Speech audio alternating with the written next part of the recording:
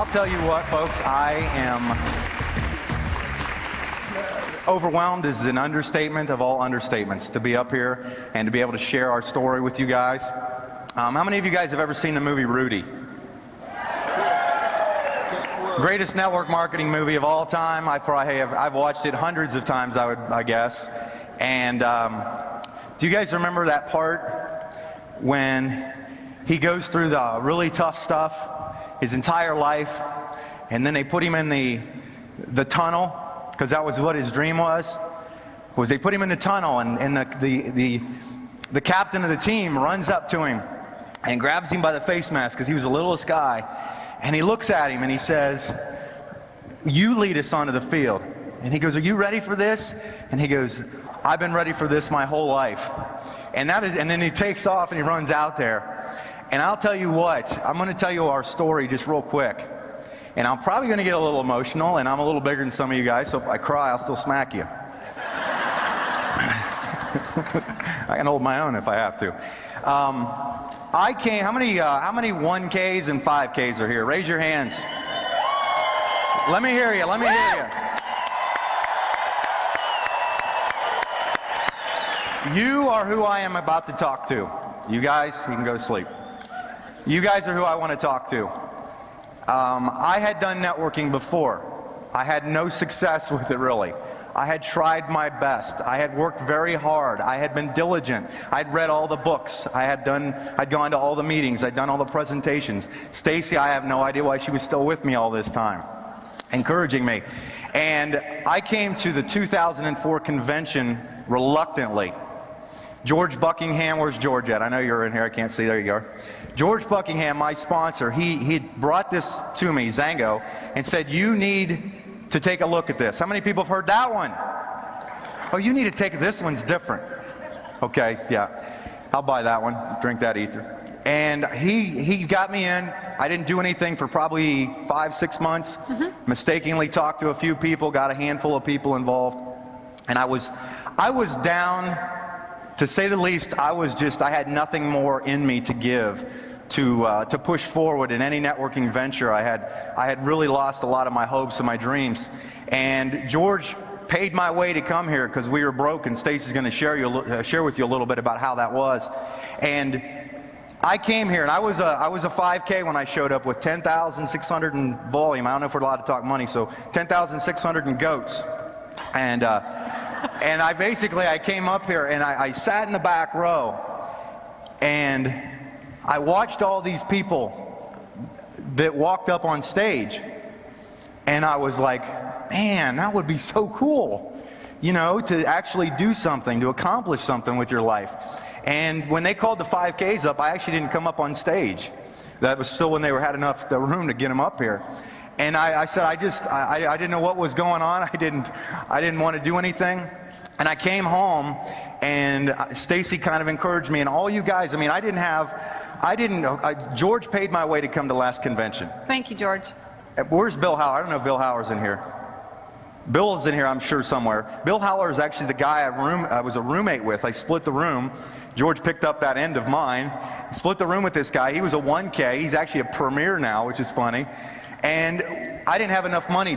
Fifi Cheek was buying me. George and Fifi chipped in to buy me food. Stacy wasn't able to afford. We weren't able to get her here.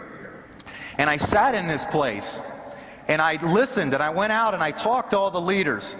And here's what I'm going to tell you right now. I am so happy that you guys have come up to me and told me how much I've helped you. You have no idea what that means to me. Seriously. I'm serious. I was hoping I would remember this. There's a couple people I want to point out. I remember one guy's name and the other girl. There was a girl that I saw her. She was a little about as tall as my wife, and she was in the party there, and she said, she looked at us, and I could tell she wanted to say something to me. You know that look you guys get? Somebody wants to, but she wouldn't come up to me. And something inside me, I just said, you know what, I'm going to go talk to her. And I left what I was doing, and I went over and talked to that girl. And I said, listen, don't you dare ever be intimidated to talk to me. I go, where are you from? And she told me, and she was standing there, and she goes, I know, I shouldn't do that. But you guys can't be intimidated to go after your dreams, okay? Yes, it's easy to say this on stage now, obviously, but you don't know what we went through. Stacy, tell them how much fun we had during this little journey. Hey, and quit look at me and not my wife. She's okay. No, I'm kidding. We've been married about 10 years, and it wasn't awful. I mean, we have 3 beautiful children, and, you know, it was hard. We didn't have any money, you know, but I was all about his dream. Is there anybody out here who has a husband who has a dream? A wife, you know, you have to support who that is. You know, whoever you are, whoever works the business, the other one needs to support the other, and that's what I was about. And it was funny, we woke up this morning, and we used to, during all the hard times, we used to say, we're going to save that one, we're going to save that story. We call those stories for the stage. And I woke up this morning and I said, honey, we get to tell stories for the stage. We get to tell some of those today. No. And one of the stories I just have to tell, even though it's a little thing you have to think about when you don't have money, the things that you do. We moved out to the country when my daughter was 1 year old. To kind of escape. We were in networking and it wasn't going very well at all. And we couldn't even pay our $600 rent. And I decided, how am I going to save money? So I decided to cancel our $13 a month trash pickup. And I used to take the trash and I put it in the back of the car. But I wouldn't take it every day. I would just wait a couple of days and Mike would say, what is that smell? And finally I told him, and he was so mad at me for doing that. But I mean, just those little things.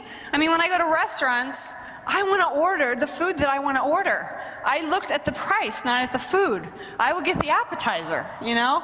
He would always get the most expensive just for spite. He knew he was going to have it someday.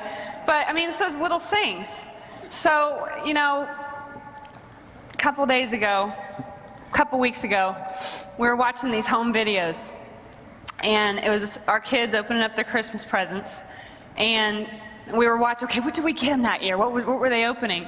And all of the gifts were from thrift shops. Every single thing there. It was a little guitar that had broken strings, and I sat there and I remembered that. I remembered that shopping trip. But I wanted to give my kids so much. But I had my husband home with me, and we were able to be together, and we were living the dream. We were going to make it work no matter what. So, you know, we hung in there. Yeah. I told you were going to do good. I told you were going to do good. I cried when I watched that video too, because that was reality. I actually came back here a year later because I'd made a decision that I was going to do something. I had the dream, and this was the ultimate vehicle. Thank you, Xango, so much. Everybody, I can't thank everybody enough. But this was the ultimate vehicle to get that dream accomplished. And it was like, you know what? Can I get up and do it one more time? Can I push forward to make a difference? Can I help somebody? Here's what I learned. Here's what I learned. If you want to really receive, give. If you really want to be blessed, give. Give. Give of yourself. Give of your time. Give everything you got to not only your group, other people's groups. I never discriminate. But I'm going to tell you this because I'm about ready to wrap it up. Again, how many people here are ready to quit sometimes? Go ahead, be honest. I was ready to quit. I will tell you this, quitting is not where it's at. You cannot get anything accomplished by quitting. You have to persevere, you have to push on, because you can live dreams that you've never imagined. You have to be the example. When you walk out of here, there are people in your life that you will come in contact with that are looking for you to be the example. You're the one that's going to make the difference in someone's life, that's going to make them change forever. I've had people come up and tell me different things here of how I've changed their life. A guy named Art, little short, older guy, came up and said, I changed his life. I'm like, are you kidding me? And he was genuinely sincere, and I didn't let him see it, but I had tears in my eyes when he said that. I gave him a big hug. That meant a lot to me.